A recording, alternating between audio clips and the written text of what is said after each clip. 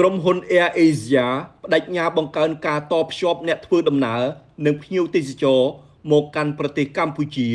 ឲ្យកាន់តែច្រើនបន្ថែមទៀតនៅវេលារសៀលថ្ងៃទី20ខែមីនាឆ្នាំ2025សម្ដេចមហាបវរធិបតីហ៊ុនម៉ាណែតនាយករដ្ឋមន្ត្រីនៃព្រះរាជាណាចក្រកម្ពុជាបានអនុញ្ញាតឲ្យលោកតាន់ស្រី Tony Fernandez នាយកប្រតិបត្តិក្រុមហ៊ុន Capital A Group Air Asia ចូលជួបសម្ដែងការគួរសមនិងពិភាក្សាការងារនៅវិមានសន្តិភាពនៅក្នុងឱកាសនៃជំនួបលោកនាយកប្រតិបត្តិបានសម្ដែងសេចក្តីសោមនស្សរីករាយនិងមានមោទនភាពដែលក្រុមហ៊ុន Air Asia បានវិនិយោគនៅកម្ពុជាដោយបានគូបញ្ជាក់ថាកម្ពុជាគឺជាប្រទេសដ៏មានសក្តានុពលសម្រាប់ការវិនិយោគលើវិស័យអាកាសចរណ៍លោកនាយកប្រតិបត្តិជឿជាក់ថាតាមរយៈការសាងសង់អាកាសយានដ្ឋានចំនួន3គឺនៅរាជធានីភ្នំពេញខេត្តសៀមរាបនិងខេត្តព្រះសីហនុចំនួនអ្នកធ្វើដំណើរនិងភ្ញៀវទេសចរមកកាន់ព្រះរាជាណាចក្រកម្ពុជា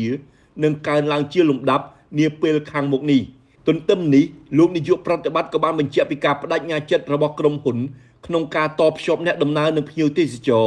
មកកាន់ប្រទេសកម្ពុជាឲ្យកាន់តែច្រើនបន្ថែមទៀតផងដែរជាការឆ្លើយតបសម្ដេចបវរធិបតីបានអបអរសាទរចំពោះភាពរីកចម្រើននិងភាពជោគជ័យរបស់ក្រុមហ៊ុន Air Asia នៅកម្ពុជា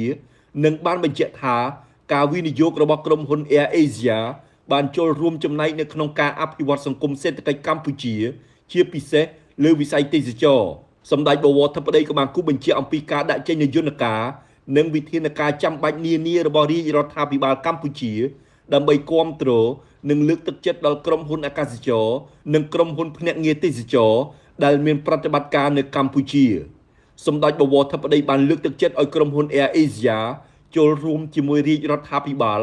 ក្នុងការជំរុញការអភិវឌ្ឍវិស័យទេសចរណ៍នៅកម្ពុជា